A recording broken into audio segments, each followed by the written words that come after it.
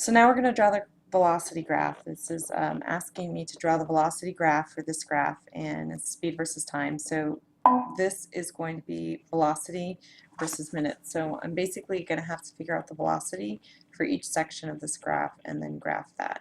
So let's figure out the velocity for this first section.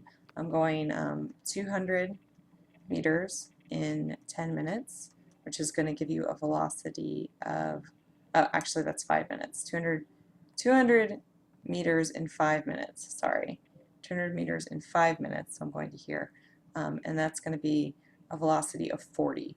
So for my first 5 minutes, I'm going at a velocity of 40 meters per second. So I find 40, and remember on the acceleration graph, it's going to be a straight line because this is a constant velocity, so my acceleration is going to be constant, it's going to be level. Okay, so that's for the first 5 minutes. Then my acceleration here, I'm not changing acceleration, I'm not moving, I'm stopped, so if I'm stopped, my acceleration is going to be 0, so I'm going to drop down to 0 velocity. My velocity is 0, so I drop all the way down here. Then I'm going to go from, this is 200 meters to 700 meters, so we said that that was 500 meters, and my acceleration, or my velocity is 50. We already solved for that in part C.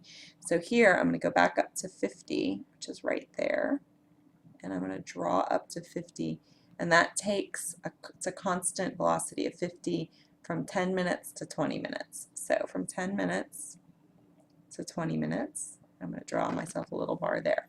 Now here I'm going from 700 to 800, which is going to be 100 meters, and I'm going 100 meters in 10 minutes, from 20 to 30 minutes.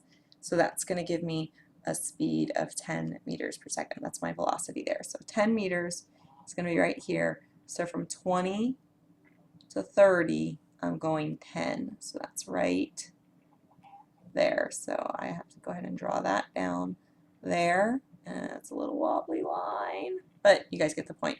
And I don't know why I drew that up there. That was silly. Okay, so 10, and then here again I'm stopped. I'm not moving, so my velocity is going to be 0. So I drop back down to 0 again for 5 minutes only to 35. See, so 35. And now I'm going to go ahead and I'm going to go from 800 all the way back to 0. So I have a distance of negative 800, and it's going to take, I was here, so that's 5, 10, 15, 20, 25 minutes. So negative 800 divided by 25 is going to give me, that's negative 32. So negative 32, which you can't really draw on here because for some reason we didn't give you a negative y-axis, and I'm not really sure why, but if you were really going to draw it, it would look something like that. And that would really be it. That's all you can do. So that's the answer to number 14. We only have one question left, and it is also a graph, so let's move on. Use a velocity versus time graph. Velocity, meters per minute, that's velocity versus time graph. To the right, what was his acceleration from 20 to 30 minutes?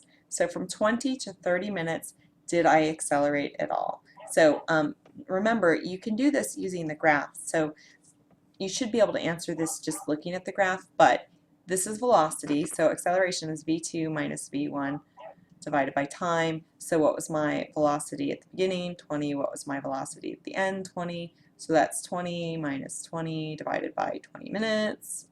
Oh, wait, never mind. It says from 20 to 30 minutes. Scratch that, erase everything I just said. But here you know the acceleration is 0. Okay, so from 20 to 30 minutes, my bad guys, from 20 to 30 minutes, here the acceleration is 20, the velocity is 20. So v1 equals 20, yay. v2, right here, equals 40, also yay. How many minutes? 5, 10 minutes, t equals 10. So we just do a straight up calculation. 40 minus 20 divided by 10 equals 20 divided by 10, which equals 2 meters per minute. All right. What was his displacement from 0 to 40? So it says if I start here and I go all the way to 40, how far did I go? Now this is a little tricky. So basically what you have to do is you have to break this up into the 3 different sections. And we're basically going to have to figure out how far he went during each section. And it's kind of a pain in the butt, and I'm sorry, but there are problems like this on the test. So let's just look and let's take it slow. So in this first section, is the velocity changing or is it a constant velocity? I think we can see that that's a constant velocity. He goes 20 meters each minute for 20 minutes. So if I go 20 meters per minute, and that's my speed, right? And I do that for 20 minutes, that's my time. So I'm going to solve for my distance. And I'm going to do that using the standard formula, speed equals distance divided by time. And if we do that in the triangle, remember, T, S, D, I'm going to solve for D, right? So it's S times T. So I'm just going to multiply this. So distance here is going to be speed times time, which is 20 times 20, which equals 400 meters. So basically I'm telling you that this right here is 400 meters, right? Okay, now let's do this other little flat section right here because it's going to be using the exact same method. So we're going to find this little flat section. Here I'm going 40 meters per minute. So my speed there equals 40 meters per minute. And my time is only 10 minutes there. So I'm going to go ahead and do the same thing. Distance equals speed times time, and that's going to be D equals 40 times 10, which is also 400. But since I'm going faster, so I can travel 400 meters in less time, right? Now I got to do this tricky section. This tricky section I'm going to do in red. So here I am speeding up. I do speed up during that time. So I'm going to have to go ahead and use the acceleration formula to go ahead and find the distance here. Now, first I need to know what my acceleration is here. So between 20 and 30 minutes, I went from 20 meters per minute to 40 meters per minute. So we need to find the acceleration here, but conveniently we already did that. So that was what part A was. So here I'm increasing by 2 meters per minute, right? So I know my acceleration in the red is 2 meters per minute. And what I need to know is the distance. So do I have a formula that involves acceleration, distance, and I also know the time? The time is 10 minutes. And yeah, I do. It's this formula. We haven't used it in a little bit, but I do have it. D equals 1/2 AT squared. You don't have to just use it for gravity. So let's go ahead and let's plug in our numbers there. So I have my D equals 1/2 in parentheses A, which is 2 meters per minute. 2 times 10 squared. And 1/2 of 2 is, those cancel, right? That's 1. And then 10 squared is 100, so that equals 100. And this question is saying what was his displacement from 0 to 40 minutes. So it says all the way from here, all the way to here. So this is going to be 100 meters.